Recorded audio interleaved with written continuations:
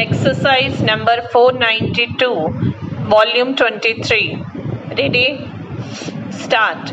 Sir, I should like to deal with some of the recommendations of the committee, particularly their observations in regard to closer coordination between the central government and the state governments. The question of making health a central subject was discussed in the country's Constituent Assembly, and the members did not accept the suggestion made at that time that health should be made a central subject. It is primarily a state subject, but it is also in the concurrent list. But sir, we feel that this was reflected this morning in the answers of the Minister of Health to a short notice question of cholera in Orissa, that there is not sufficient coordination between the central government and the state governments.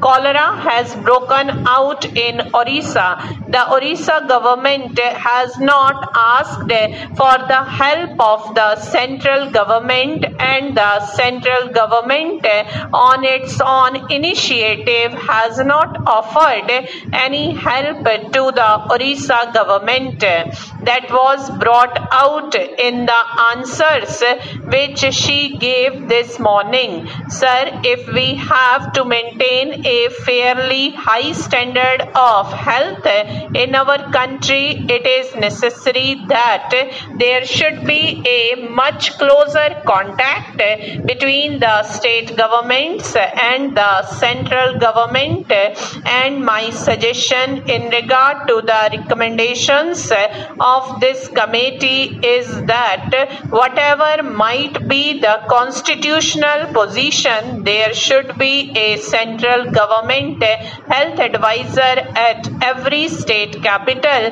to advise the state government to find out the difficulties of the state government and to seek remedial measures if it is within the power of the central government. The committee makes a suggestion about regional directorates that may not be feasible, but certainly it is possible for government to appoint an advisor to represent it in the state capital.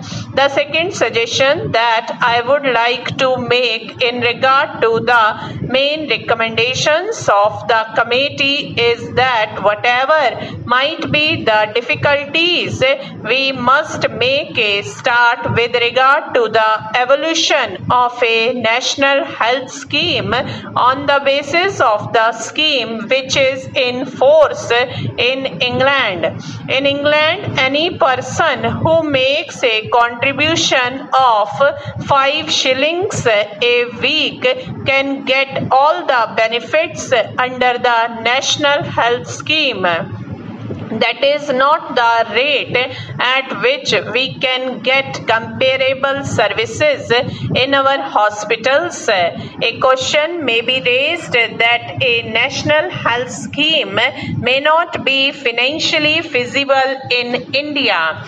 The committee has made a recommendation that the Life Insurance Corporation, for example, should periodically check the health of persons who get themselves insured by the Life Insurance Corporation.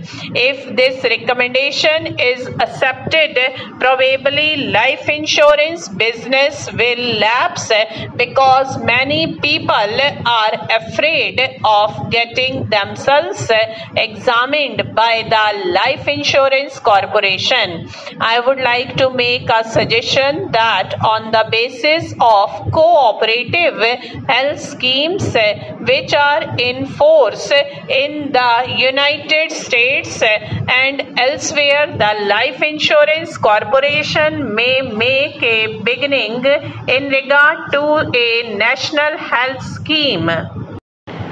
It is not difficult. The difficulties are not insuperable. the Employees State Insurance Corporation is going to add about 11 lakhs in the state of Gujarat this year, and if the 11 lakhs are added to the number of those who are getting the benefits of the Employees State Insurance Scheme at the end of the next year, there will be as many as 83 lakhs covered by that scheme.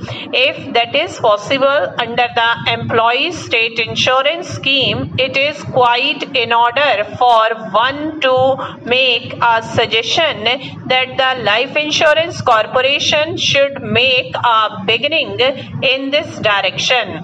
It may not be possible for the Life Insurance Corporation to cover the whole country, but a beginning can be made.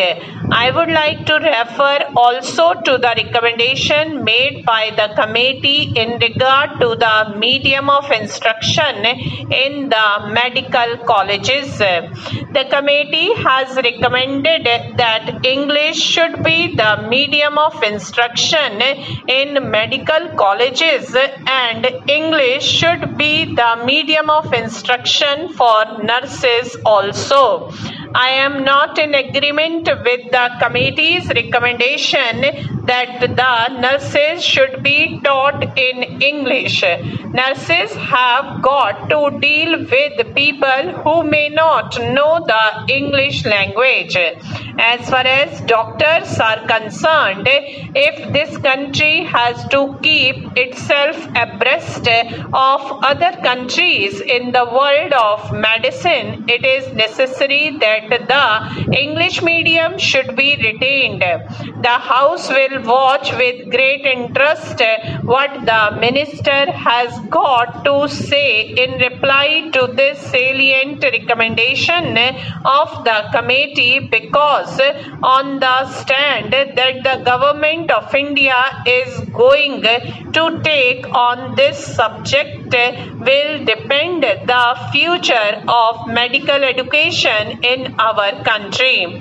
I would like to make an observation that somehow doctors feel that the standards of medical education are going down in every state on account of the forces of nepotism and favoritism being at work in regard to the selection of professors in medical colleges and in regard to the general apathy of students to receive instruction from teachers. Stop.